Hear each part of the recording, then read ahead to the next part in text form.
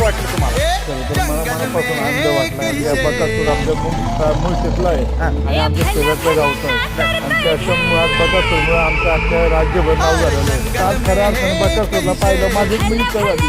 त्या गाड्यावर आपण जाऊन बसलं पाहिजे आणि म्हणून आज खरं तर मला माहित नाही तुम्ही ते मुलाखत घेताय तर मी फोटो काढायसाठी इथपर्यंत आलो होतो. त्या आनंद वाटतो आमच्या तालुक्यातला होईल तर नक्कीच बकासूरचं नाव त्या ठिकाणी घेतलं जायचं आणि शेवट आम्ही पण जिल्हा परिषदेमध्ये त्या बकासूरचं अभिनंदनाचा ठराव नक्कीच मांडणार.